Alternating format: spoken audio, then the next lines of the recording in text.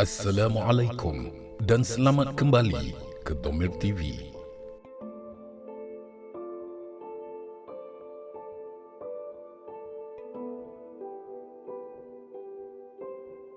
And in that book itself, I think my father does allude to the fact that the corruption of knowledge is what is plaguing the Muslims, in particular at this time, more than at any other time perhaps. But I mean, this is not something that is particular to this period alone. I mean, we've heard of Muslim theologians of the past, Juwayni, for instance, as Ghazali's teacher. Yes.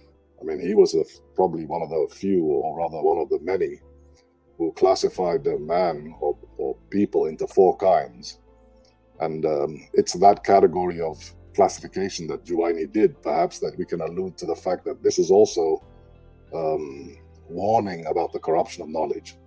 But today, more than any other time in the Muslim world, this corruption of knowledge has become so pervasive. And it's precisely because of what my father writes in that Islam is secularism. Firstly, that there is a widespread ignorance, and this ignorance has led to injustice, has led to lots of injustice, and this injustice has led to confusion amongst the Muslims, and then that confusion gives rise to the false leadership, and this false leadership therefore continues adding to the confusion, adding to the problems, adding to the ignorance, and gives rise to more false leadership. And that vicious circle doesn't seem to end.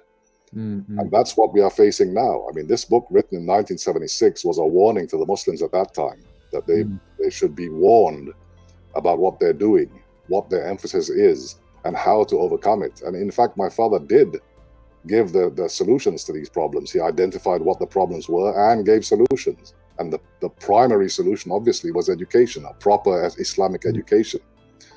But because the people who were entrusted with this wisdom, they are not prepared to accept it, or they are not prepared to understand it, and therefore they ultimately end up corrupting what he says and putting it in their own framework. And what arises is this so-called Islamic education system, which is actually a corruption of the Islamic worldview, actually, in my opinion.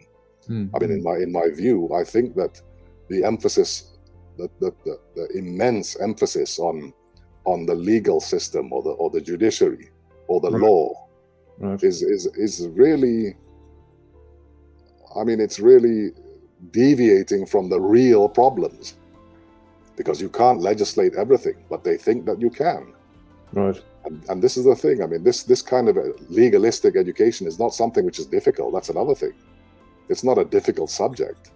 And why the Muslims are not interested to do difficult subjects is beyond me. Because, I mean, this is something that we need to do. I mean, you yourself, probably, Paul, you can feel the stupidity today. I'm saying that, I mean, we now, the Muslims today, we like to look on the Muslims in the past nostalgically as to how powerful we were, how much wealth we had, how big our empire was, and things like this. How many scholars we had in the past. But we don't seem to learn anything from it. I mean, let alone learn anything from what the Quran is telling us. I mean, the Quran does not. I mean, the emphasis on the Quran primarily is on ethics. Yes. Is on faith. Yes, it's not on law, is it? The Quran. There are legal verses. This is true, but they're a small minority of the overall content itself. It is a very, very small minority of the whole of the Quran, of the entirety of the Quran, and therefore today to emphasize those things as if that is what is paramount is a big injustice to themselves as well as injustice to the Quran.